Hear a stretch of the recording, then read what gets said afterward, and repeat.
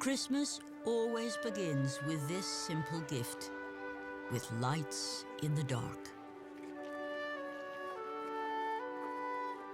They light up the night and the cold, the heart and the soul. In Jackson Hole, Wyoming, they light up a winter that is always white and a season full of wonder.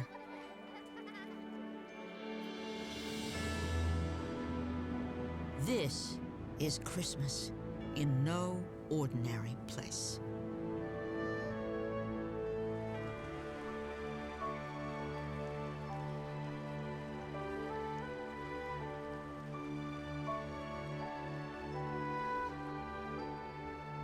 December dawns cold and clear in the valley of Jackson Hole.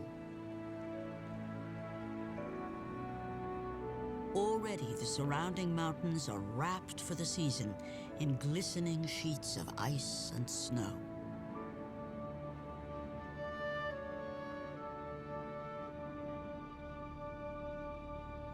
Elk are gathering on their winter range, and not a moment too soon. The cold has come early. All the moisture in the air has frozen into sparkling crystals called diamond dust.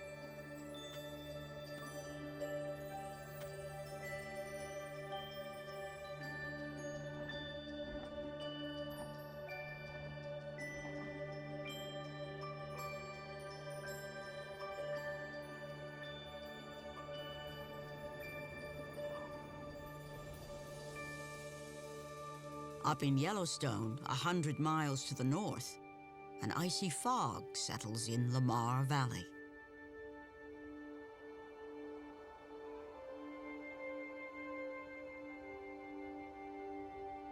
It's December 7th, and the mercury reads 45 below.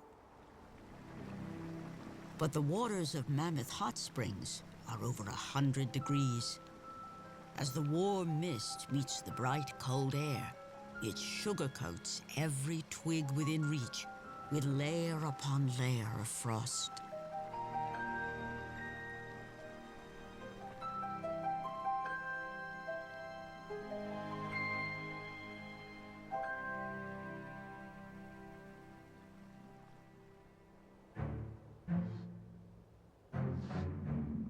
The cold snap has caught these bison off guard. They're still up in the high country and must head down to easier wintering grounds.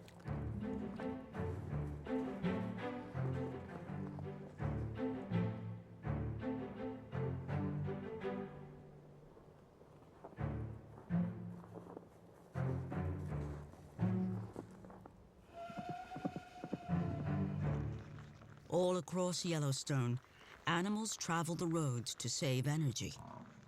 And as the temperature drops, the crunch of snow rises to a rubbery squeak.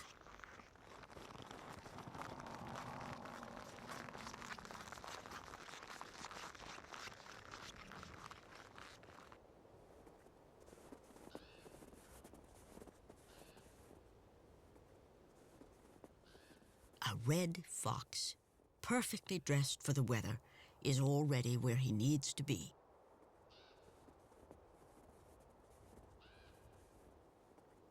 Just beneath the snow, insulated from low temperatures and high winds, is a vast network of tunnels, the winter quarters of mice and voles. The fox cannot see the mice under their white blanket, but he can hear them.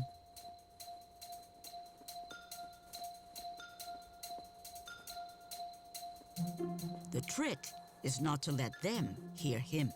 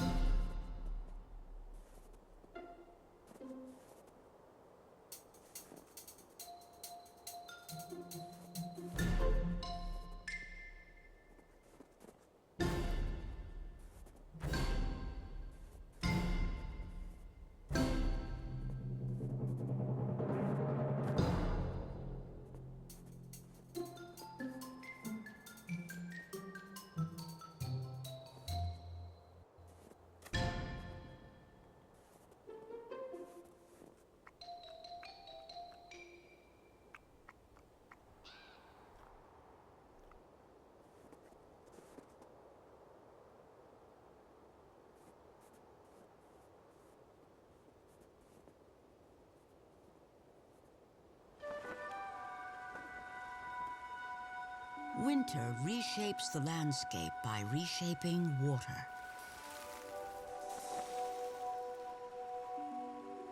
Ice, snow, frost, and diamond dust. It's all water in winter's grip.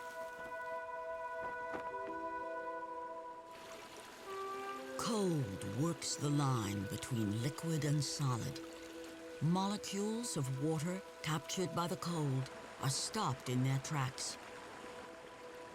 A river must keep on the move or be claimed by ice. This precarious edge is the favorite spot of the dipper.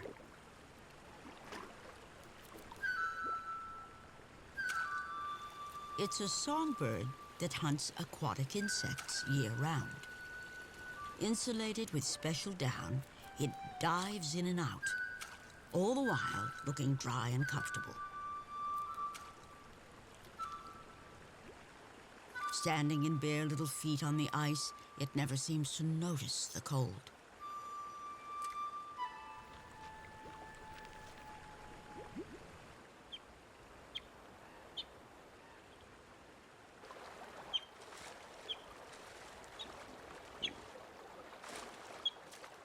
An otter family appears to have found a lost youngster, whose frantic calls carry up and down the river. Somehow he's been injured and is favoring his left front foot.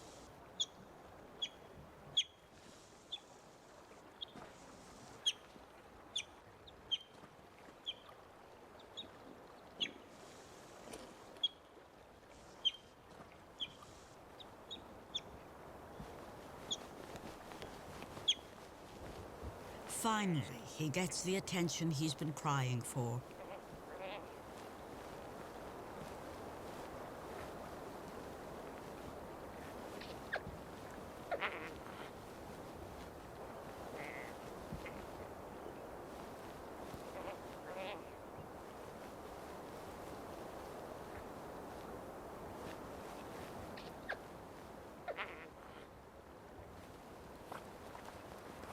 The family soon heads off again, but the youngster doesn't follow.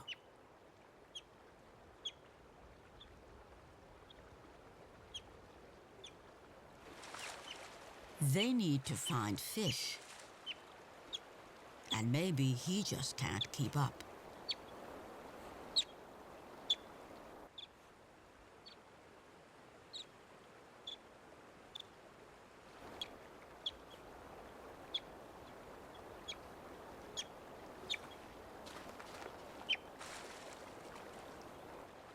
When he finally enters the river, he heads in the wrong direction, swimming farther and farther from his family.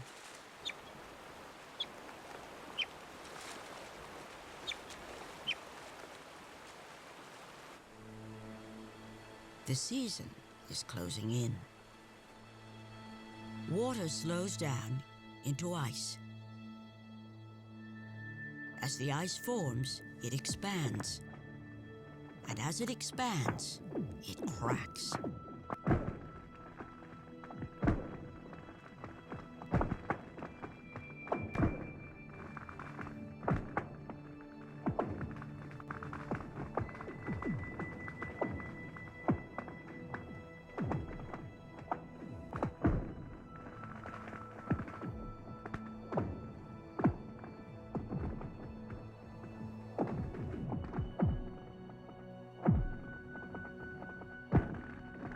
When conditions are just right, the percussion of cracking ice ricochets off the mountains.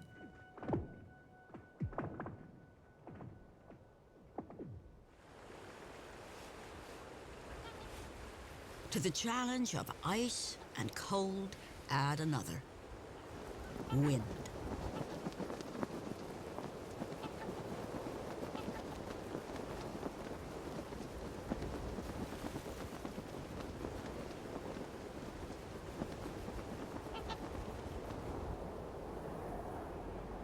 Winter is a time of limitation, of testing, of hunger.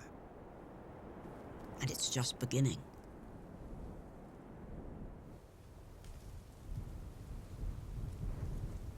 Elk nibble the last dry twigs, but there is little nourishment.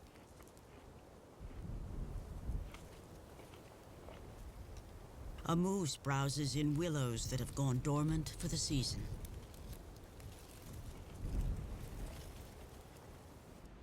Bison retreat to the warmest spots in Yellowstone, close by the thermals. Heat rising up through the ground keeps the snow cover thin, but there is little to eat.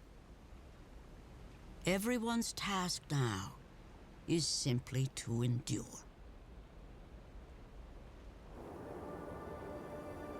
Yet high in the fiercest peaks, there's a small retreat that winter will never reach. The den of a grizzly bear. The bear is not asleep. Since November, she's been in a state of hibernation. Her heart beats a third of its normal rate. She breathes less than twice a minute. She won't eat or drink for up to 5 months. She won't urinate or defecate. She'll recycle her own waste into protein, losing weight yet building muscle, all while barely moving. Safe from cold and hunger, she has mastered the winter wilderness. A human can make no such claim, and yet be drawn to winter in Yellowstone all the same.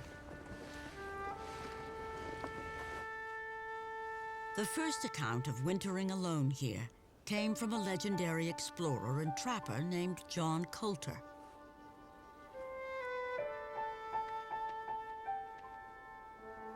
By 1806, he'd become one of the most able members of the Lewis and Clark expedition, as it crossed an uncharted continent to the Pacific.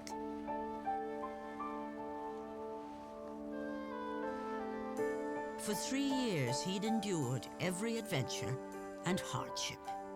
Hunting, starving, meeting new tribes, confronting grizzly bears.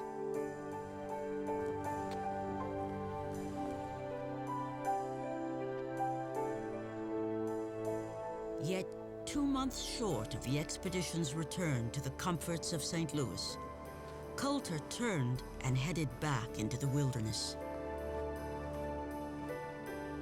On foot, carrying a rifle and a 30-pound pack, he headed up into an unmapped country called the Yellowstone.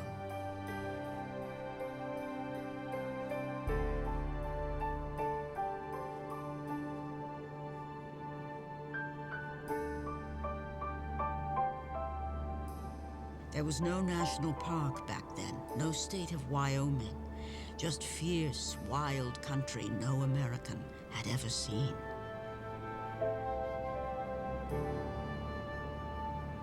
What would John Coulter have witnessed as he reached the rim of Lamar Valley that winter 200 years ago?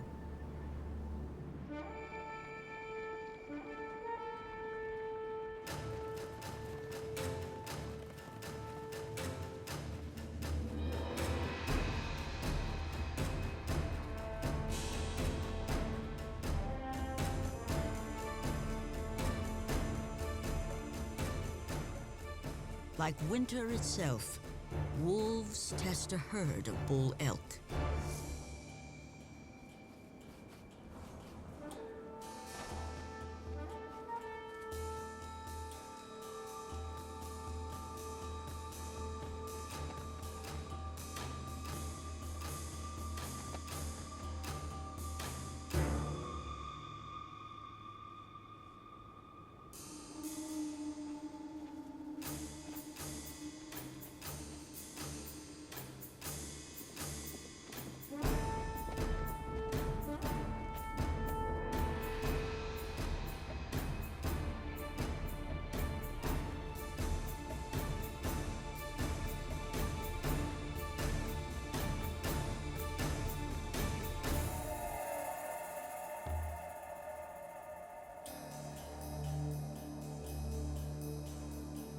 The elk show themselves to be fit, but it's early in the season yet.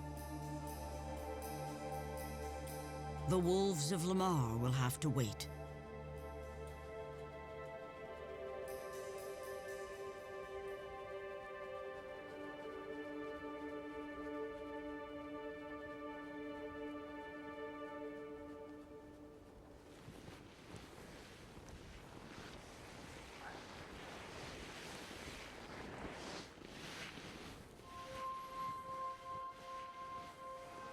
Photographer Tom Murphy is a modern-day adventurer who, like John Coulter, finds it hard to come in from the cold. For 26 years, he's spent part of each winter camping in the backcountry. His book, Silence and Solitude, is a profound account of Yellowstone in winter. The reason I do this is an opportunity to see this country in its wildest and most beautiful time. You know, the cold and the snow drives most people away. The rewards are you see country that nobody else sees.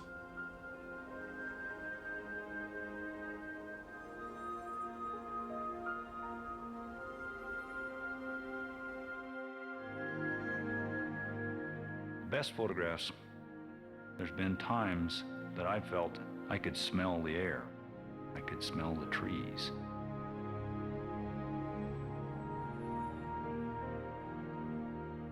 If I can bring people these kind of images, then they can feel that they're there. And they'll say, I need to make sure that stays that way.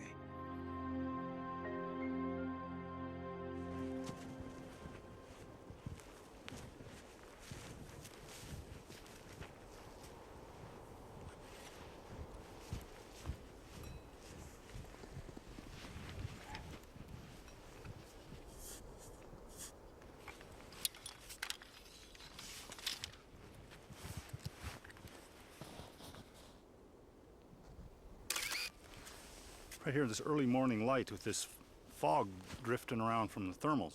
What's happening is all this stuff reveals things that aren't normally this prominent. Of course, the sun is coming up fairly quickly, and it's going to change the shadows.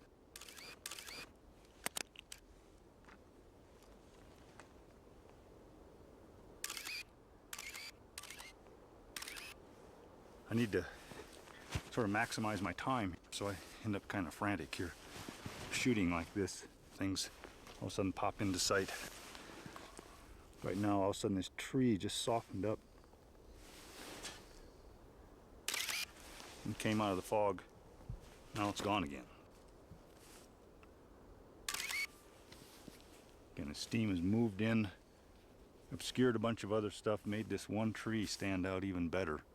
A wonderful bank of clouds behind it. In some ways, steam is what Yellowstone is all about. Its extraordinary geology is what inspired the creation of the park.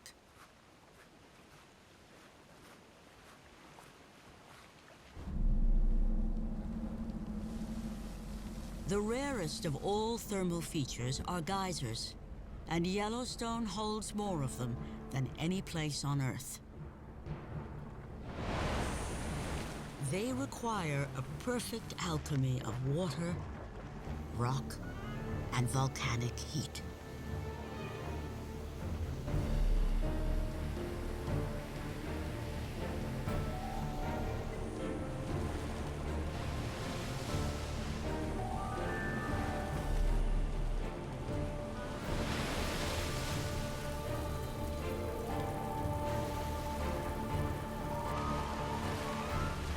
Much of Yellowstone sits inside a giant caldera, the remains of an ancient and colossal volcano.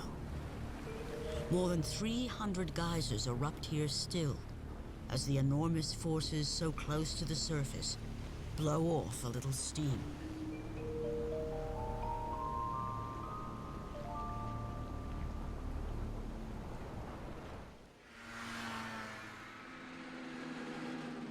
Deep in December, the only way to drive into the park is by snowmobile, or in antique contraptions called snow coaches. These vehicles have been in service in Yellowstone since the 1950s.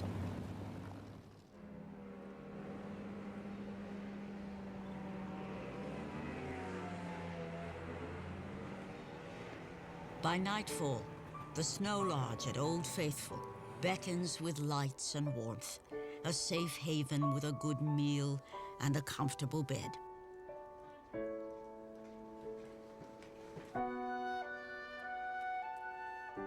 It takes something special to enter Yellowstone completely, in the cold and on your own.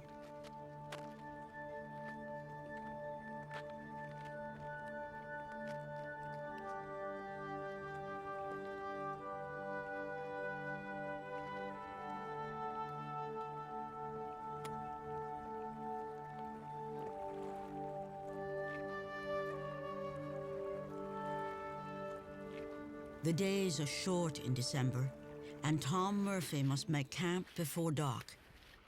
In the pack on his back, he's carrying all the comforts he thinks he needs. Travel in the backcountry of Yellowstone in the wintertime takes a lot of stuff. This pack runs generally 70, for me, runs between 70 and 80 pounds. It's about as light as I can make it if I'm carrying camera gear. So this is what I got. This, first of all, is a bag of food, which I always have way too much of. I have a stove. I always travel with a very large, very warm down jacket. They're the warmest mittens I've ever seen. Even soaking wet, they're still really nice. Small emergency kit and headlamp. Always have 2 water bottles. You never drink too much water here. So this is my shelter. 8-foot square nylon tarp with rubberized coating. You need to tie a knot that's easy to untie because your fingers are going to be cold in the morning. And figure 8, it's a wonderful knot. Tie this one up here. I got a longer stick, improvised by using the grommet on that knot actually. Into the roof here. Be flexible. Okay, so there's my back wall and my roof. That's pretty nice, actually.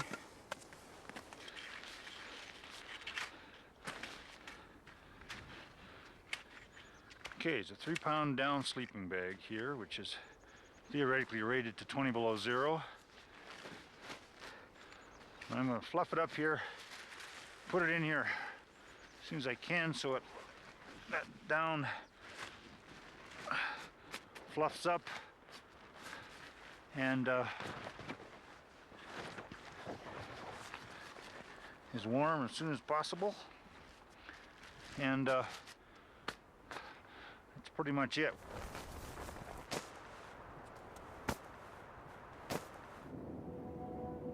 Pretty much it doesn't look like nearly enough. A storm is moving across the mountains.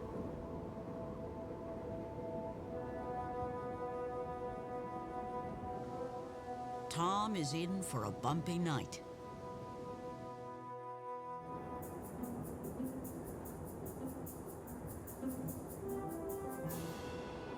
By first light, a ground blizzard is sweeping down Specimen Ridge.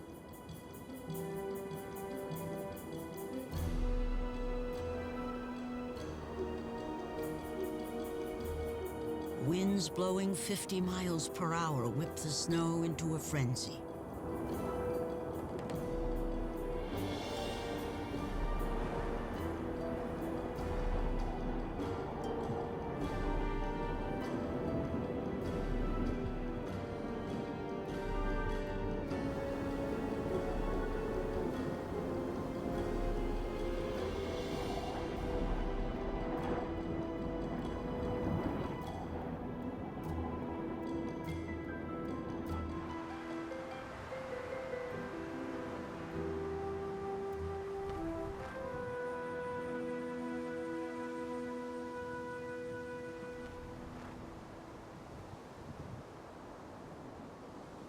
How was the night, Tom?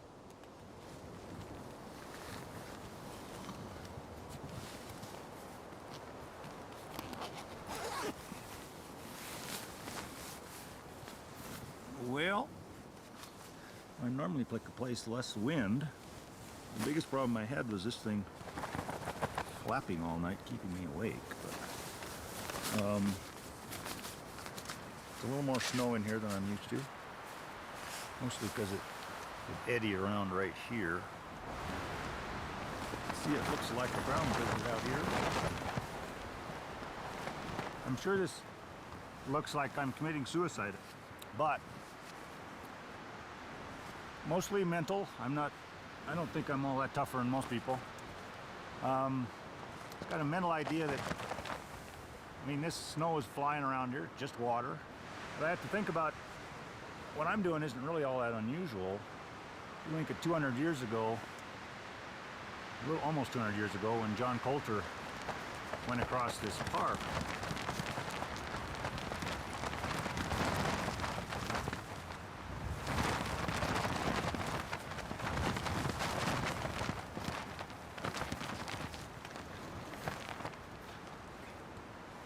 Think about 200 years ago when John Coulter went across this park. He didn't have a down sleeping bag. He probably had a bison robe, which is probably pretty warm. It's definitely waterproof. And there's hair on bison about that thick. So it'd be very, very warm. But he would be lying down in something just like I am. Wind blowing the snow right over him. He probably buried him at night. And you just get up, shake that stuff off, and away you go.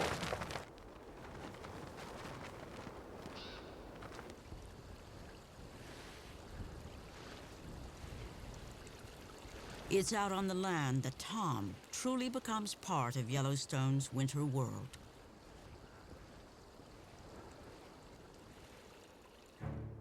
A group of bison are making the steep climb out of Hayden Valley. After digging for grass under the snow on the valley floor, they're ready to search elsewhere. Perhaps the wind has blown the snow off the top of the ridge and exposed something to eat.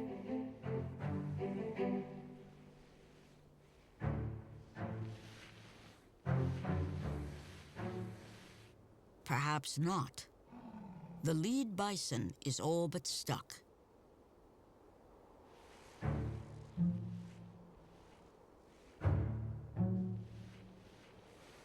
It looks like she could use a better idea. But no one seems to have one.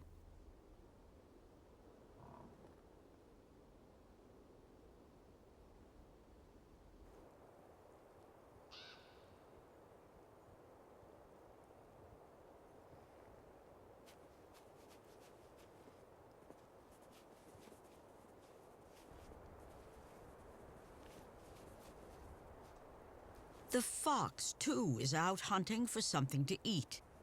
In a place so vast and empty, he looks too small to be out here all alone. But today, the fox has company.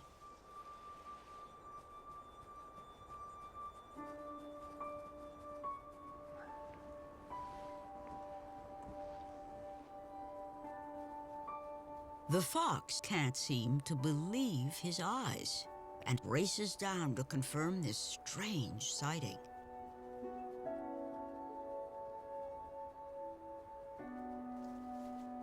A human in winter.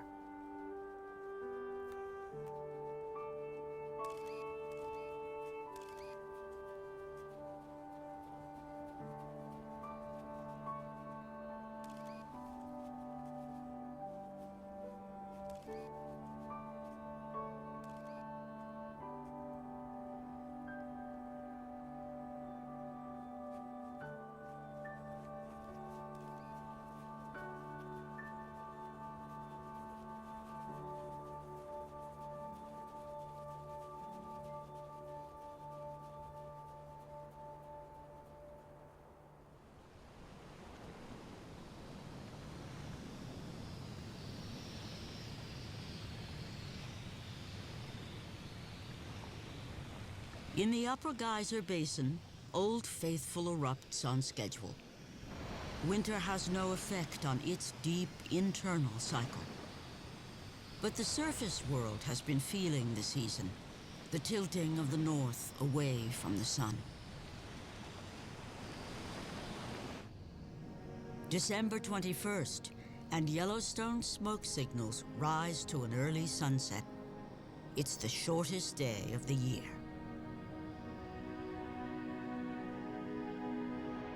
The Earth has reached a turning point in its orbit and appears to pause, while high overhead, a great celestial battle has begun.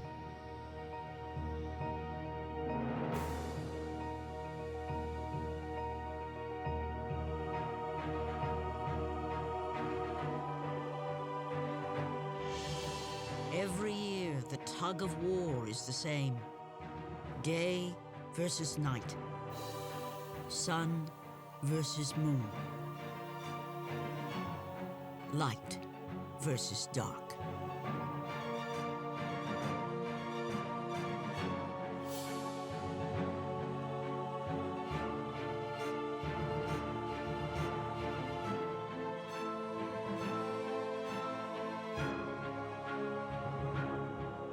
Tonight, darkness will win one last time. Tonight is the winter solstice, the longest night of the year.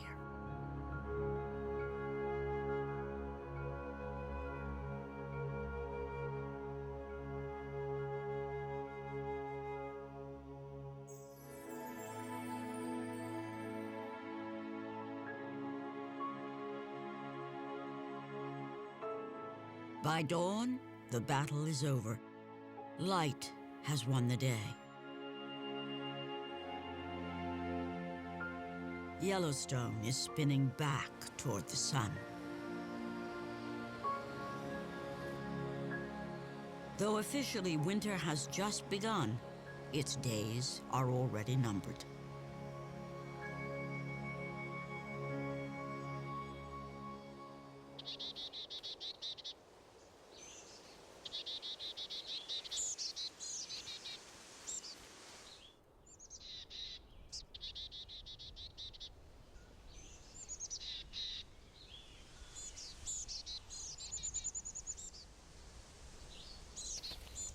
The fox is trying to sleep in, but it's no use. The neighbors are celebrating the dawn.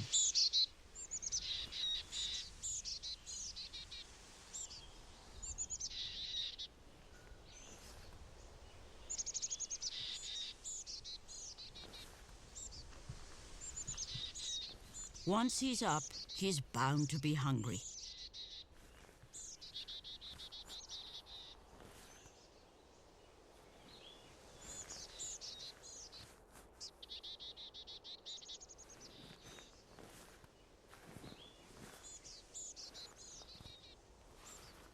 But there's no breakfast hiding under the snow.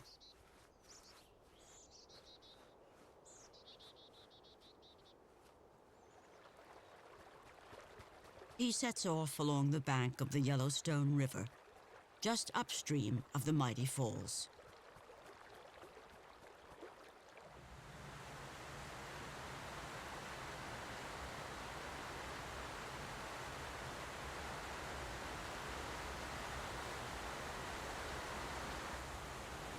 In the shadow of the falls, a lone otter is finishing a fish.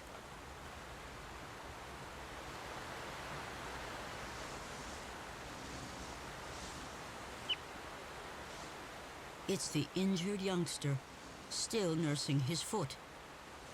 He calls, but no one answers.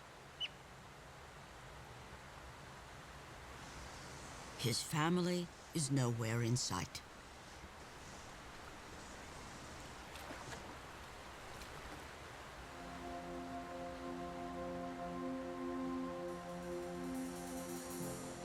Another small figure has been watching.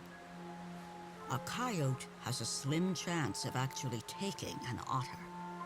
His best hope is to scare one into dropping a fish. At this time of year, his finest meals come from someone else's table. No otter, no fish. The coyote must move on.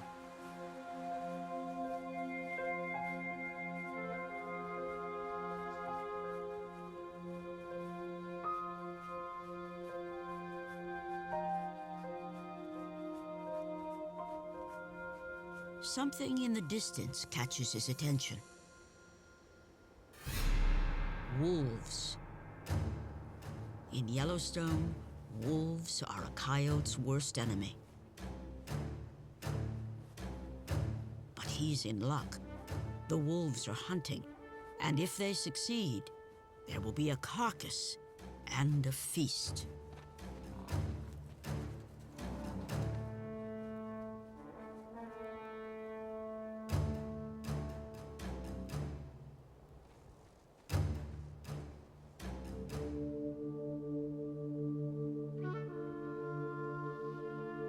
From half a mile away, the coyote follows every move. He needs the wolves to win this battle. But the bison mount a strong defense.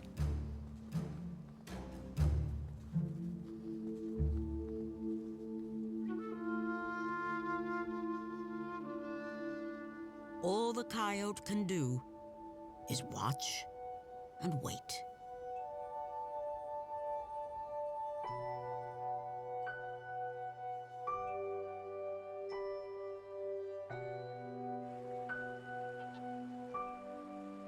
A snowfall muffles the voices of trumpeter swans. This is the first winter for these cygnets. By next Christmas, they'll be as white as the falling snow.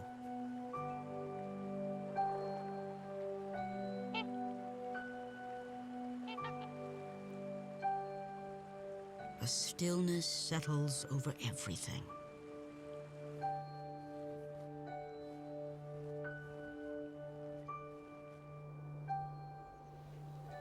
Well, the reason I keep coming back in the winter, it's an opportunity to come out and see this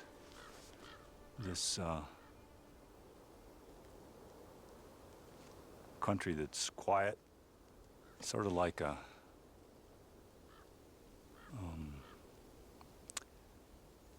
it's my church, it's my cathedral. It's what I like here. I can get a sense of what happens when life is left alone.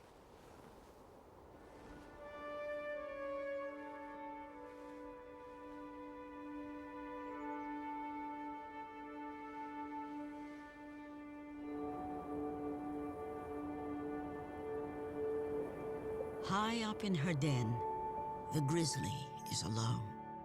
But that's about to change. Deep in hibernation, her body is preparing for one more amazing feat.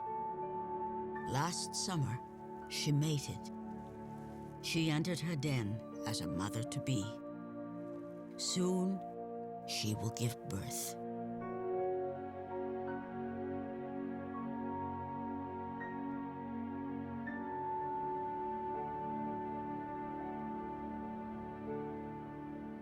A quiet darkness winds its way through the forests of Yellowstone.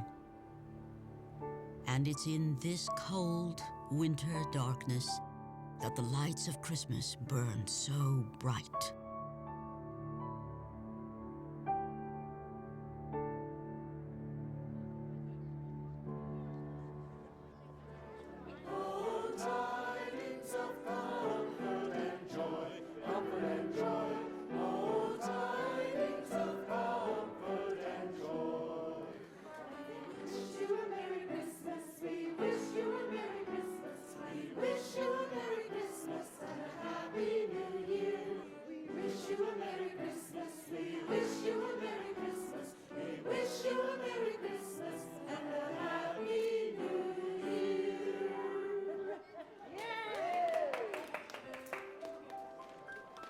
Inside the Snow Lodge, visitors share the magic of Christmas Eve.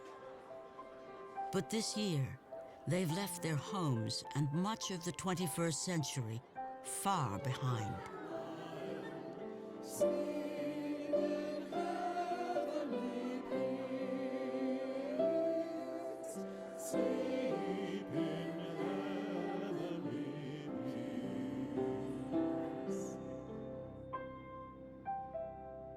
Outside in the night, Yellowstone remains much as it was that first Christmas, some 2,000 years ago.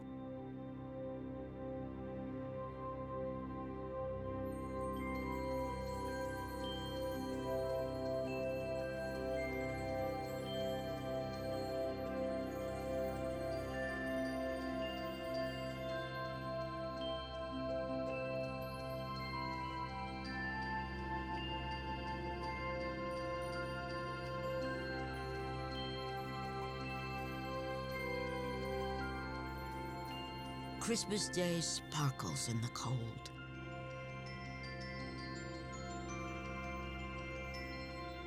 It shines on a once and forever wilderness, a miracle in the modern world.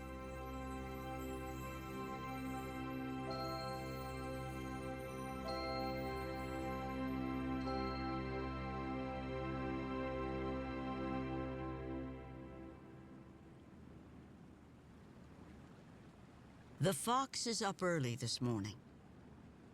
A hawk has already been hunting.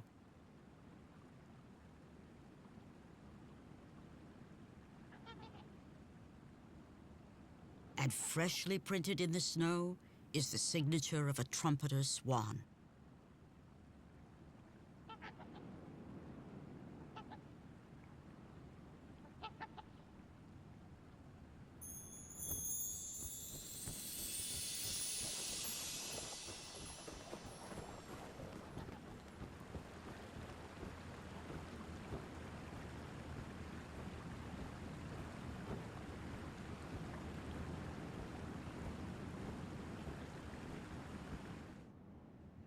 Devoted visitors gather early in Lamar Valley. They're hoping to see wolves on Christmas Day. I'm just really hooked on wolves. I think they're great-looking animals. When you are wolf watching and you're not seeing any wolves, you're seeing bald eagles, golden eagles, peregrine falcons, coyotes, badgers. Everybody else is here, and you always get to see something. Mm-hmm. And if you're not even seeing animals, look how gorgeous it is. You know, just the scenery alone. Here comes an... Hold it. Trips. Something moving We got in. a dog. Hold on, something's coming in. What is it, a coyote? No, it's no, It's a wolf. We got a wolf. We have a wolf. Oh my. All righty. All right. Wendy. Well, see, that's what it's all about. that moment. There he is. With the black. Nice.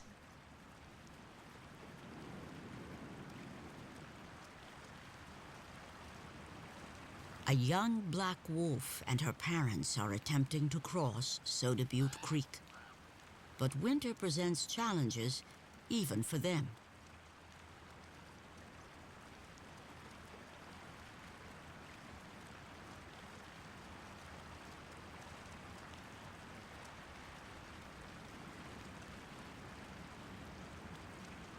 They are wise to be cautious.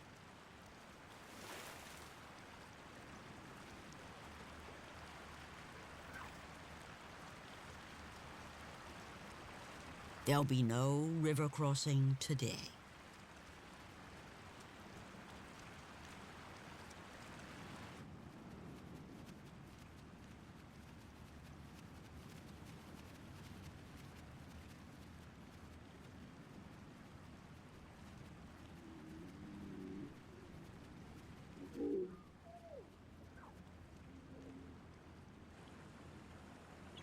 Down along the Yellowstone River, the Otter family has come together.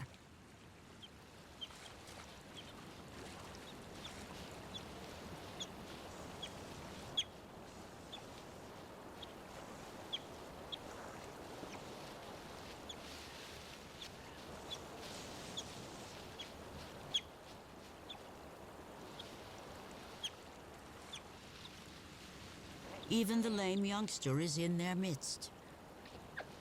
It's a Christmas reunion, and today they have an appreciative audience. They normally stay at families. Quite often we see three of them together in this stretch of river, and today's actually been the first time this winter that I've seen 4 at one time. Quite often we see eagles somewhere around the otters, or coyotes somewhere around the otters. Oh, actually, right there. There's a bald eagle, there's a bald eagle right there. Look at that. Tree. Wow. Good spot. This is Yellowstone's special gift. To experience for ourselves the world that used to be.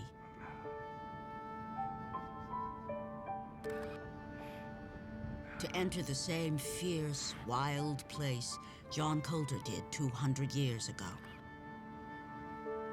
And still find it so alive.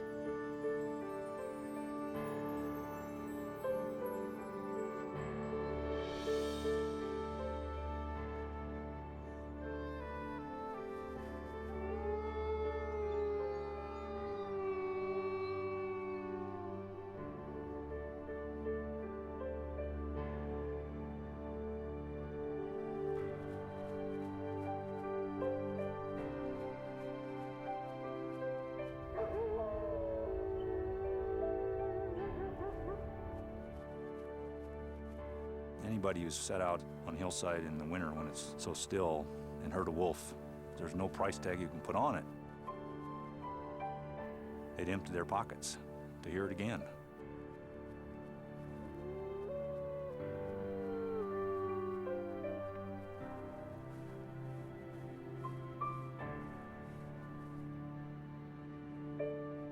Yellowstone's given me a lot of gifts, and it's given the entire world a lot of gifts.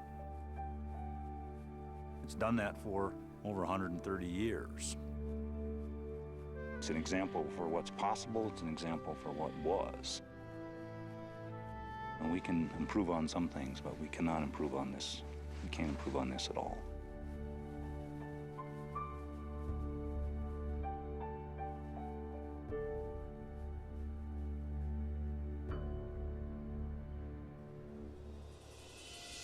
Just outside the park, time picks up its usual pace.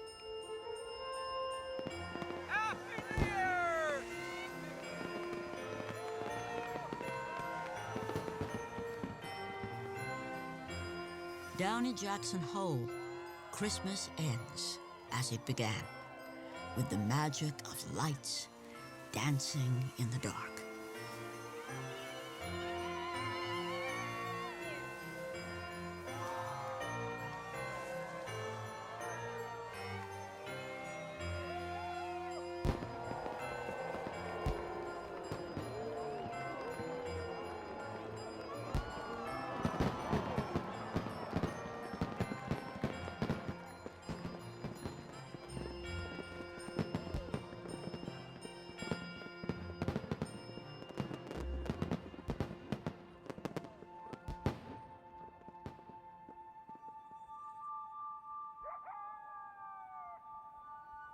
New Year's Eve welcomes in the future.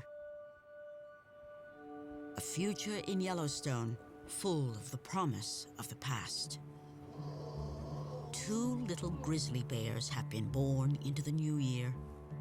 Only 4 pounds each. They're tiny next to their 400-pound mother. She is still in hibernation, but the cubs are busy playing.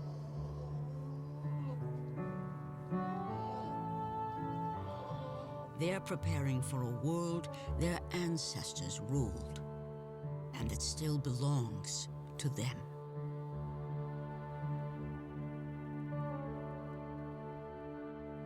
In spring, when they're ready, Yellowstone will be waiting.